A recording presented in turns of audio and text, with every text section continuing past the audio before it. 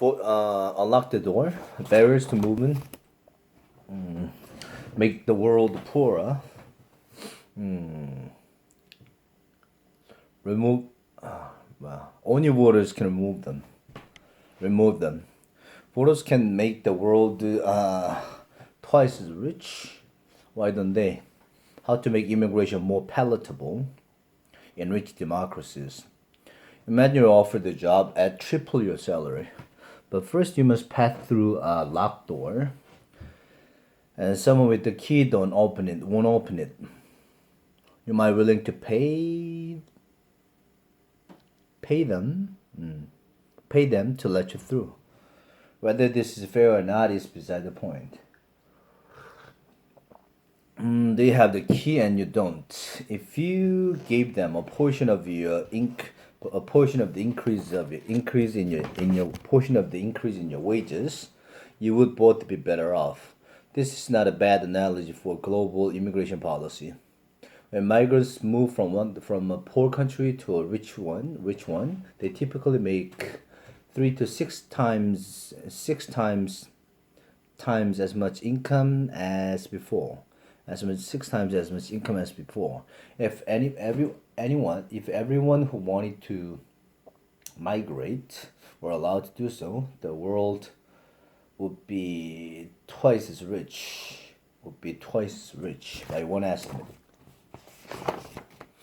Yet this vast gain cannot be realized because of the would-be migrants are forced to stay where they are.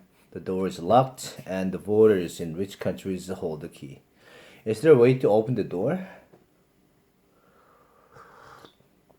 Hardly anyone is considering it. Instead, the debate in rich countries veers from fear-mongering and moralizing. Nationalists from Donald Trump, America's president, to Viktor Orban, Hungary's prime minister, portray immigrants as a threat to the culture, wages, and lives of the native born, and even lives of the native born. Pro-migration liberals, by contrast, are quick to dismiss those who disagree with them as racist and mouth the slogans that seem almost designed to alienate voters. Several democracies in America think not of the reforming, but of the abolishing ICE, the agency enforcing immigration laws. A more pragmatic way would be to think in terms of cost benefits and how they would be distributed. The biggest beneficiaries of migration are the migrants themselves, who earn far more, and in many cases escape from oppression and sexism. Their birthplaces benefit from the money they send and the knowledge they bring back when they return, which usually more than makes up for any brain drain. The benefits to host countries are hefty. The benefits to host countries are hefty too. Skilled immigrants check pulses, write code, and help local firms do business with their own homelands. Migrants are twice as likely as the native born, twice as likely native born to start a business, and 3 times as likely to patent an idea. Blue collar immigrants provide cheaper plumbing, childcare, and parcel deliveries. By one estimate, 83% of native-born rich country workers benefit from immigration. Migrants may drag down the wages of native workers with similar skills, but the effect is so small the economists are not sure it exists. The biggest cost of the migration is the hardest to measure. It is cultural. Many people like their societies the way they are. Some bristle when they hear foreign languages on the bus or when a mosque replaces a pub. Some migrants tend to cluster. Some places change uncomfortably fast. Such feelings are inflamed by demagogues who wildly exaggerate the threat from a tiny minority of migrants, especially from crime. Overcoming these objections will be hard, but not impossible if policymakers observe four principles. First, border control matters. Voters perfectly reasonably cannot abide chaos. Cannot abide chaos. Government must set and enforce the rules for who comes. Second, migrants must pay their way.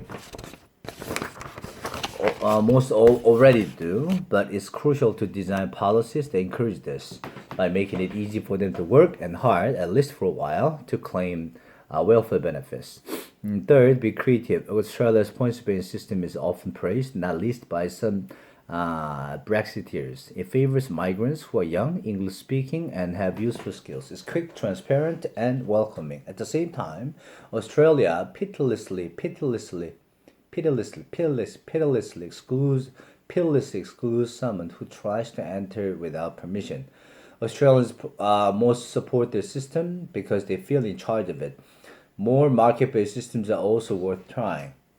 Countries could auction visas to the well-heeled. In addition, those who cannot yet afford to bid, they would allow more migrants in, but apply surtaxes to their wages for a period and transfer the money to citizens. If this is the price of entry, many migrants will choose to pay it. And if voters see an immigration dividend, they might find that New Moscow does not bother them as much. Fourth, pace matters more than absolute levels. Political resistance to migrants spikes with the sudden surges in migration. In 2015, net immigration to Germany more than doubled to almost 1.2 million, leading to a backlash. Yet the share of the population that is foreign-born is 16% compared with 29% in Australia.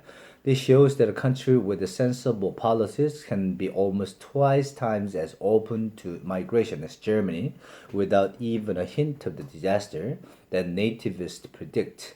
On the contrary, Australia has a lower homicide rate than Germany. Its people live longer, and it has not had a recession since 1991. Many Australians grumble about congestion in the cities, most popular with migrants, but this is fixable when the taxes those migrants pay. If the flow is steady and orderly, and if the newcomers are encouraged to support themselves and adapt to the host culture, immigration can be higher than most rich countries allow today. Singapore is 45% foreign-born and a byword for prosperous tranquility. Countries can open up incrementally with conditions and reserve course if they choose. Today's anti-migrant mood makes all this seem unlikely. Far from opening the door, many Western governments are double locking it. Yet this creates an opportunity for others to snaffle the vast gains repelled by chauvinism, to lure the most enterprising migrants, and once again to become lands of opportunity.